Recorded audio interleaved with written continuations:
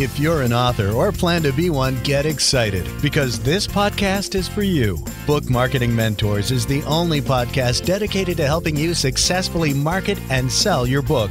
If you're ready for empowering conversations with successful marketing mavens, then grab a coffee or tea and listen in to your host, international best-selling author Susan Friedman. Welcome to Book Marketing Mentors, the weekly podcast where you learn proven strategies, tools, ideas, and tips from the masters. Every week, I introduce you to a marketing master who will share their expertise to help you market and sell more books. Today, my special guest is Natasha Miller. Natasha isn't your average CEO. She sits at the helm of Entire Productions, the go-to experience design, event, and entertainment production company in San Francisco, and has been on the Inc. 5000 list of fastest growing companies in America for 3 years in a row. She's the Wall Street Journal and USA Today best-selling author of Relentless, Homeless Teen to Achieving the Entrepreneur Dream. Natasha's passion and commitment to giving back drives her invariable contributions and participation with numerous charitable organizations, particularly homeless youth programs. And in her spare time, she performs as a jazz vocalist and trained classical violinist. Natasha, it's truly a pleasure to welcome you to the show, and thank you for being this week's guest expert and mentor. Thank you, Susan. And just to note that I'm going to use your introduction on everything I do. So I love it. With your voice, your accent, your diction, your enunciation, it was beautiful. Well, thank you. My previous guest said it's mellifluous. I was like, oh, I love that word. Any event, let's talk about Natasha, because your recent book, Relentless, I can't recommend it enough. It is such a beautiful story about a very hard and very challenging time, obviously, in your life. It's memoir. I know that memoir is a topic that we actually haven't talked about at all in the whole 7 years that we've been doing podcasts. I've really never had anybody who has written a memoir as beautifully as you've written yours, and the special additions and insertions of your voice and the jazz aspect. I mean, listeners, you've got to listen to Natasha's book. Reading it is one thing, but if you listen to it, it'll just blow you away because she reads it as well. I'm going on, but Natasha, let's talk about memoir. And let's talk about, first of all, what is memoir? Because it's become such a trendy topic at the moment. I think it's important for our listeners to understand what exactly it is. And then we'll talk about why you wrote yours. Sure. My understanding of memoir has definitely been shaped and changed from the time I started to today. And I would say right now, memoir really is moments of your life that are finely, highly selected and point to one theme. It's easier to say what a memoir isn't. And the memoir is not your entire life story from the time you were born to now. It is not a journal. It is not an essay about your life. For me as a reader, I would want to read a memoir that is written like a beautiful work of fiction, with that kind of prose and language and color and suspense versus, okay, this happened then, and then this is the outcome and next chapter. I think that it needs to be really concise and specific to one outcome. It has to be hand-picked of high and low inflection points that balance out well. It has to include some levity or humor, and you have to be willing to be vulnerable and share things with your readers that might be uncomfortable. I think that is the number one thing that if you're not ready to do or you will not do is share something that is vulnerable, and not just one thing, but maybe at least two things, then perhaps you shouldn't consider writing your memoir. I know from having read yours, and it's not a genre that I would normally read, but because I got to know you and I was like, yes, I'll read this. And especially because I knew that we were going to have this interview, it's very raw. There's a lot of very raw material. You're very vulnerable here. Let's talk about why did you consider doing this? Because your story is quite something. And I don't want to give it away to our listeners who are going to rush out and go and listen to this. The subtitle gives away a bit, but there are things in the book that the subtitle does not relate to. And there's some zingers in there. I mean, they were zingers to me. So if, they will be for the listener or the reader as well. The reason I wrote it was I was at a conference 5 years ago. It was for entrepreneurs, and I was trying to learn how to scale and grow my business. So I did not pay a lot of money, the money that I spent to go to this, to learn the aha moment of it's time to write my memoir. But that is actually what happened. And I'm so thankful for that. I had not let people know about my past up until that moment. And honestly, I think it's okay that I kept it to myself until then. That was the right time for me to start saying out loud some of the things that happened to me. I had distance and reflection in my back pocket instead of it just happened and now I'm going to write about it. And I think that's also important. I thought, Susan, that my story was so unique and so incredible and wild, and that people would be definitely entertained and shocked and awed by. But as I started writing it, I also knew that this would be helpful to people that are seeking success and advancement. But I didn't know a lot of the things that actually were the outcomes after, which we can talk about later. I'm so glad that I did this. This is definitely something that has changed, rearranged, and transformed my life. Now, let's get it straight. This was not therapy, correct? No, but I highly suggest that you go into therapy if you haven't yet while you're doing it, because things are going to come up. They're going to come up and erupt within yourself. But let me tell you a secret, Susan.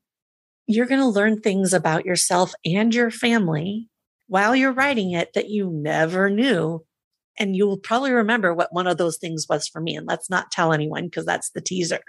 I discovered something within writing my book that I would have never discovered had I not written this book, that blew me away. And then after, the skeletons continue to fly out of the closet. You got to be prepared mentally and physically and emotionally to deal with that. So it sounds like that you obviously were not expecting this, that things sort of took on a whole life of their own, this whole just writing this, that you went in with one idea, but it sounds as if there was some transformation along the way. It turned into something more than what you had originally gone in to write about. Is that correct? Absolutely, full stop. And maybe don't start to write a memoir if you're weary or hesitant to experience all these crazy things that may come out. One of the things I want to clarify is I thought I was special and unique, and that I lived such a challenging, traumatic life, and that I became a successful entrepreneur. But what I've come to learn is that 75% of successful people have had challenges in their upbringing, from alcoholism, parents not paying attention, abandonment, drug use, lots of things like that. It was a little bit of a wake-up call to me to say, you're not that special. But I will say that I hope that most people have not experienced what I personally experienced. That's obviously made you who you are. I mean, it sounds, just from what I've experienced, is that if you want something, you're just going to go out and get it, no matter what. I mean, there's no stopping you. Yes, no. Exactly. I mean, that definitely comes out loud and clear in the book. Writing memoir is one thing. And as I mentioned earlier, there's a trend out there. You wrote yours. Now, the next thing is, who wants to read this and why? Mm-hmm. Who I thought wanted to read it and why, that's happening. But there's another thing happening is that there's a whole other group of people reading it that if you would have asked me, I would have said, there's no way. And I'll tell you what that is. So I figured women ages 25 to about 65 would be the target demographic and maybe on the older side of that demographic. And probably that same group that are entrepreneurs would be my, so female entrepreneurs from 25 to 65. Those people are reading the book and they are enjoying it, and I'm hearing from them. Who I'm hearing from more than women, and not to say that more of these people are reading the book, but men that are in their like 35 to 65 range. And most of them are entrepreneurs because that's the circle that they discovered my book in. And they are sending me screenshots of their underlined and highlighted passages. On a podcast that I did a couple of weeks ago, a very high-powered male entrepreneur, like hundreds of millions of dollars worth of revenue, was so intense with me in the preamble, to the conversation. And he brought something up to me, which really resonated with him. And by the way, these men are resonating with different parts of the book. So it's not like all men are saying, oh, this one thing that really resonated with me. I am not quite sure what's going on, but I'm starting to ask them, why did you even read the book in the first place? And what is so meaningful to you?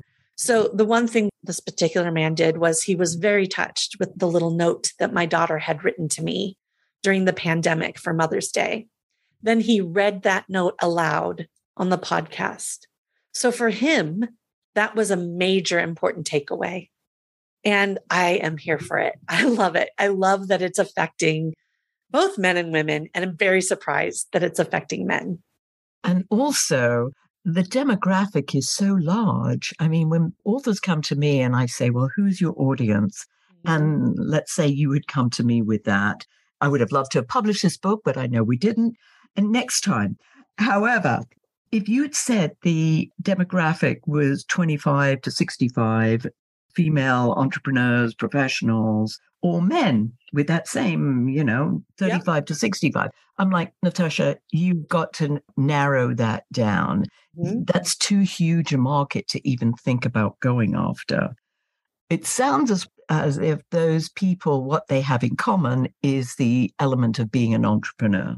Yep. Absolutely. So that sounds as if it's the market that you have spent time marketing, and help me with that. Tell us more about how you've gone about actually marketing the book.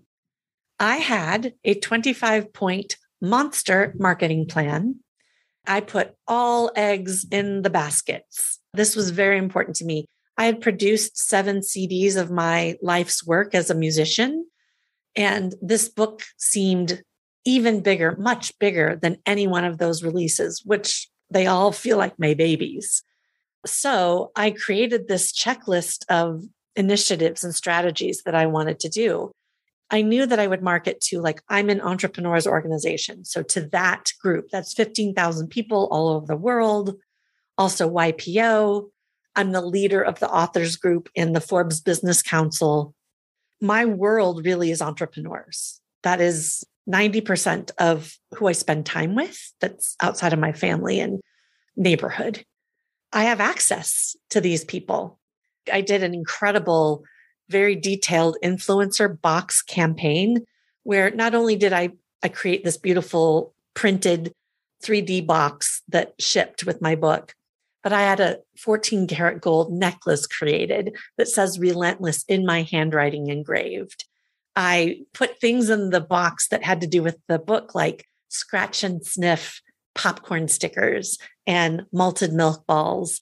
There was also 2 postcards that were stamped, and it says, you've got to read this book, for the person receiving it to send out to whoever they wanted to. In return, these people did social media campaigns. They had me on their podcast. They had me speak on their stage. They wrote a blog post. They wrote an article. They could choose how they wanted to support me.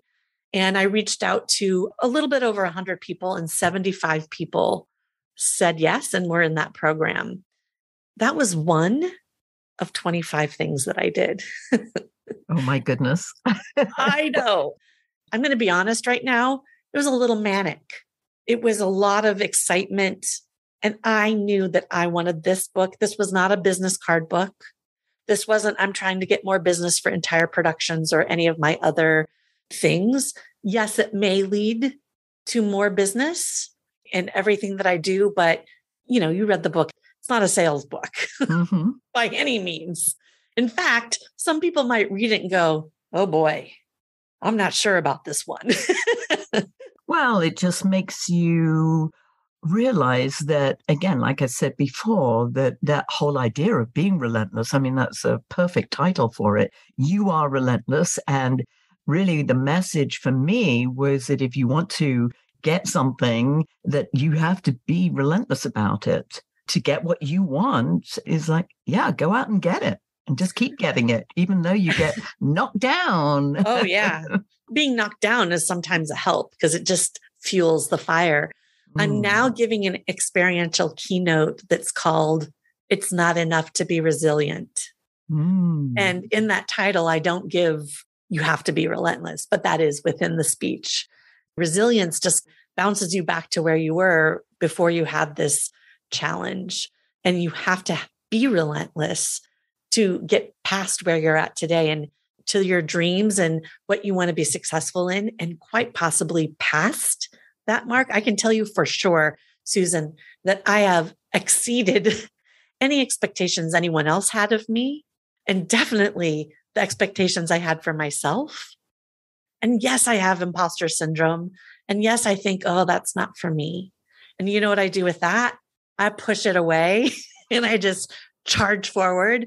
And with the imposter syndrome part, instead of feeling that I'm not worthy, I hunker down and learn what it is that I have a deficit in so that I become confident. It's pretty easy.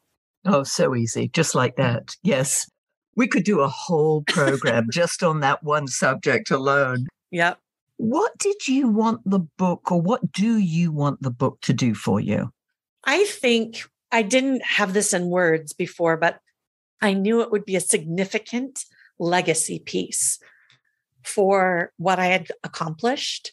And really what I had accomplished for myself, it was more of the emotional and mental and historical and family things that I changed, right? I changed the generation of potential future abuse. Having that legacy out there, knowing that I could help people by a nudge or a push or maybe transformation was very important to me.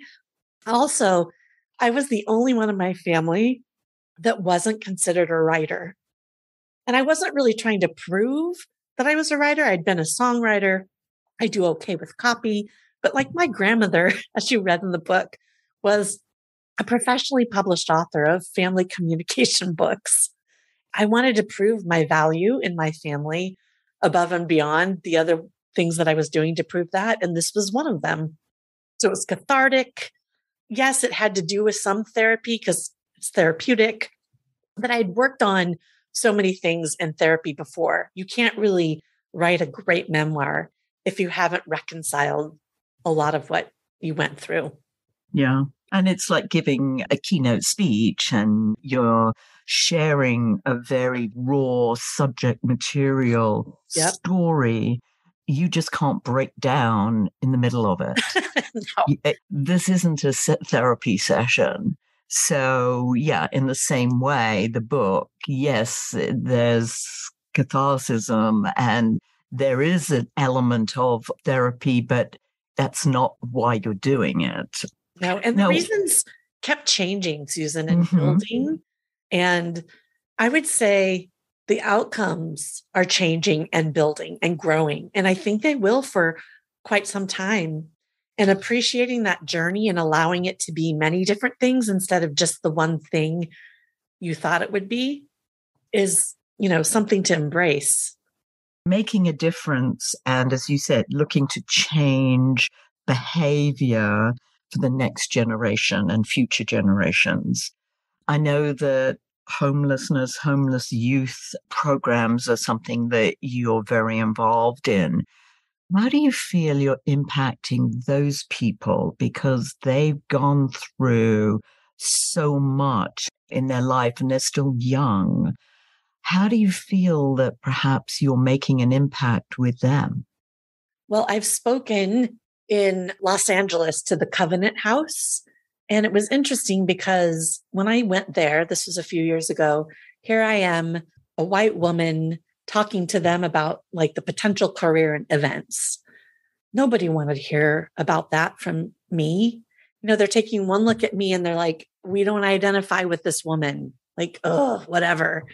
But when I stood up, this is what I said. I own a multi-million-dollar business that's profitable.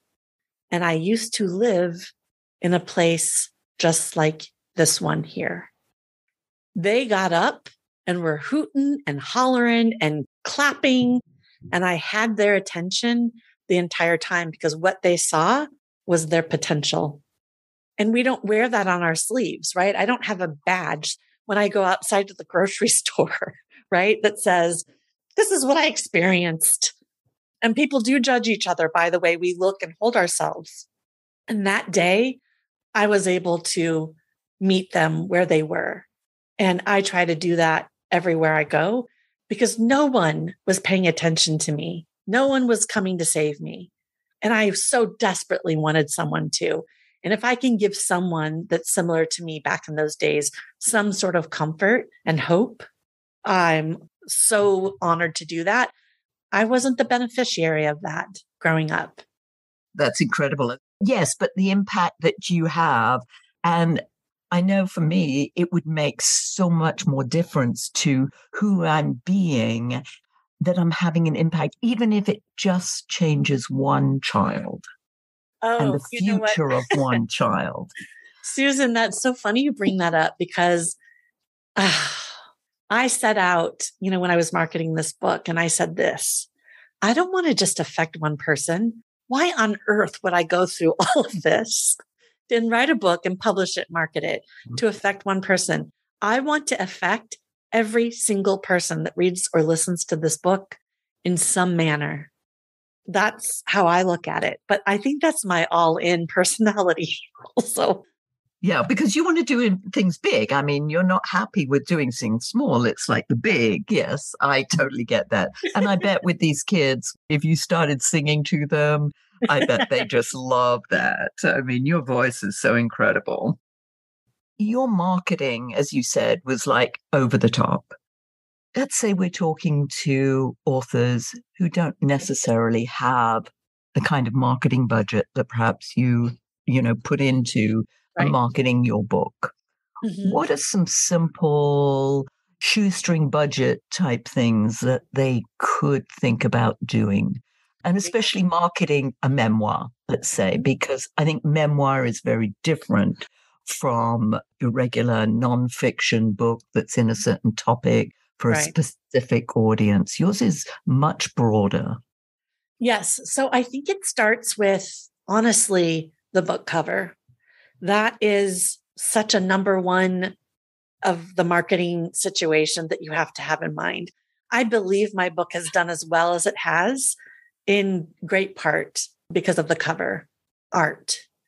I believe that even Publishers Weekly and Kirkus Reviews, who reviewed the book, very, very highly recommended. I think the cover subconsciously or consciously or both really has to do with that. And then I think being able to define and refine your pitch to know exactly what to say, how much and how little to various people, to various media outlets is so important. So what I say to you, Susan, to ignite your potential, interest in my book will be different than what I say to one of my male EO friends or to one of the people at the homeless shelter. My pitch will be short, concise, to the point. We'll want them going, oh my God, I have to read this. And I know this works because I can see it, like we're in a group together. When I talked to people about my book, I could see people literally typing on their keyboard and then I could see in the chat, I just got your book. I just got your book. I just downloaded your book. So I know the pitch works. Learning how to pitch, there's a lot of information online about that. You can also take courses. They can be inexpensive to incredibly expensive. But I think that is one thing that any author should learn how to do. But for memoir, it's the story, right? It's the story, it's the color, it's the entertainment, it's the potential suspense. And it's also, of course, what that end reader sees in themselves, right? So as you're reading my book, you have to be able to find yourself, not in the entire thing, but in a few things, right? You have to find yourself. So in order to market a really great memoir, you have to write a really great memoir so that you can pull from it. And yes, I believe you've achieved that. I mean, as I said, I'm not a memoir specialist by any stretch of the imagination, but I know when I like a book, and I know it was one of those page turners, I could not put it down. I had to keep listening. And I'm remembering that I'm standing there waiting at the gate for a Southwest flight, and I'm listening to your book. I can just see myself now listening. I was like, oh my goodness, this wasn't what I was expecting. Oh, yeah. Not that I really knew exactly what I was expecting, but it was more than. And Thank you. yes. I think in writing a memoir, now I didn't fictionalize anything. I didn't over dramatize anything. And in fact, while I was writing the book, I went through all my journals that I kept since age 10 to make sure that I wasn't inflating the traumatic experience, because I thought that I might have done that. What I found, Susan, was that in fact, I had made less of it. And that was a really hard, I would say, few weeks of reading through those journals. It was pretty dark, but knowing for sure that I didn't make something up. Now, of course, it's my vantage point, right? It's my own lens. My dad, my mother, my brothers all have their own experiences, but it's pretty close to what I'm writing about, if they are being honest with themselves. And I think that you have to make sure that you keep your reader in mind and that you write something that they don't want to put down. You don't want someone reading a book going, oh, I feel like I have to get through this and I'm on the 4th chapter and right? That's not what I wanted for my readers. And so I did end chapters with the intent of suspense or with the intent of, I'm not letting you go.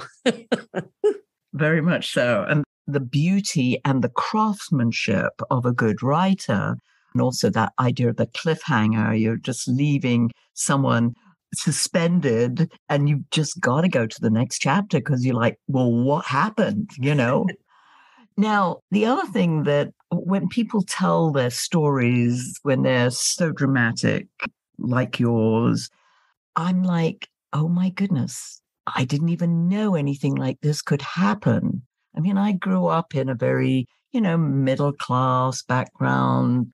Yes. And as I mentioned to you, I thought that perhaps, in today's parlance, I had a dad he had a temper. In today's parlance, we would have talked about it as perhaps being verbally abusive. But I didn't experience the kind of abuse that you did. So I'm thinking, do you need us to relate to that? Do we have to feel as if, oh my goodness, I just don't know what this really feels like or is like? Help me with that. Well, I didn't want to take people into like the darkest depths. My book was related to another book called A Child Called It. And when I read that book, I was like consumed with sobbing. Like I was ugly crying on my bed as I read this book. And I didn't want to do that to my reader. Yes, I wanted to show you and share with you what it was like for me, what it felt like. And I wanted you to see the fuel of the fire that was creating some of these choices that I was making in the future. Now, you may not have resonated or related to that, but there are other things that happen in the book that might be more subtle or, less confrontational. And you probably felt some kinship to me somewhere in there. And I don't know where that is. It's different for everyone. But I had gone through a lot of things. There's got to be at some point something that I went through that you went through, right? And I can tell you what it is. It was literally that perseverance and that relentless approach that I've had, in many of the things that I've done. It's like, I'm not just giving up. I mean, when somebody says no, I'm going to say, I'll prove you that that's not the case. Correct. It's like, it can be done. Yes. Thank you for that no, because you just gave me a shot of adrenaline. Yeah, just a reminder of that. And by the way, I know this book, A Child Called It, and the gentleman, and I knew his first name's David, and I can't remember his last name, but Peltzer. Okay, yes. He actually came and spoke to us at the National Speakers Association many years ago. And I remember him talking about his experience, and it's horrible. Again, that was so far-fetched. I really could not relate to that at all. So I'm pleased you didn't do that. No need to do that. No need to do that. No need to do that. Natasha, we could go on, I know, and there's so much we could talk about with this. And I'd be interested to hear from our listeners what they might want to know more about. And so we could potentially do a part 2 of this, because there's so much that you could get into with the whole idea of memoir. How can our listeners find out more about you, get the book? Tell us. Well, I am happy to report that I finally, after over 30 years, got my domain of my actual name back. So it's natashamiller.com. You can find out about the book and about everything that I'm doing there. Of course, the book is available on all digital platforms. I would love for you to listen to it if listening to books is something that you do. And if not, of course, reading the book or the Kindle would be great. And as I say, I would recommend listening to it just because there's music. And it's Natasha singing. Am I allowed to say that? Yes, yes. In fact, any music that you hear is from one of my 7 CDs or a live performance, and it's all me. And I really did map it out to where it's relevant to what is being read or narrated by me. So it's relevant to the text. Yes, it certainly is. I was like, who would write a song that was so relevant? She must have done incredible research. It took me a while to realize, oh my goodness, this is Natasha's actually singing. I'm slow sometimes. What can I tell you? They were written long before the book. So, but the next question is, what's the follow-up to this? I mean, how do you, top this? I'll tell you how. It's being optioned to be a film, a feature film. So that's a whole new experience for me. And who knows what will really come of it, but that is the next thing. And I am helping entrepreneurs, thought leaders, and industry titans write the story of their life through my program, Memoir Sherpa. And I am so passionate about it. And I think if you have an extraordinary story, I want to hear about it. And I want to be part of getting that out into the world. Beautiful. Yes, I would highly agree that there are stories, I think, that people could be telling that we could all learn from, as long as they're not too far-fetched. But that's me. That's my preference. What can I say?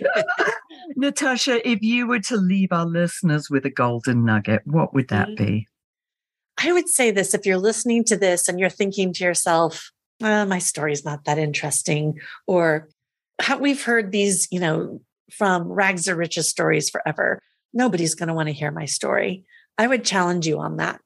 Know that for sure that your voice and your own personal experiences and the intricacies of that story are necessary to be heard, and to stop doing that to yourself. And that you could really look at it as you owe it to yourself to put your legacy down on paper and digital, for not only you and your family and everyone to learn from now, but forever. Otherwise, it gets lost in translation and forgotten. Yeah, your legacy to the world. I mean, as I mentioned earlier, is the idea of just affecting one person. If you can save one person, you can save the world. It's like, it's one person at a time that you can change lives. Yes, you're doing an incredible job. So thank you. Thank you so much for sharing this wisdom with us. And listeners, yes, do listen to this again. This is so touching. And as I say, listen to the book, Relentless. Go check it out. By the way, if your book isn't selling the way you wanted or expected it to, let's jump on a quick call together to brainstorm ways to ramp up those sales, because you've invested a whole lot of time, money, and energy, and it's time you got the return you were hoping for. Go to brainstormwithsusan.com to schedule a free 20-minute call with me. In the meantime, I hope this powerful interview sparks some ideas you can use to sell more books. So until next week, here's wishing you much book and author marketing success.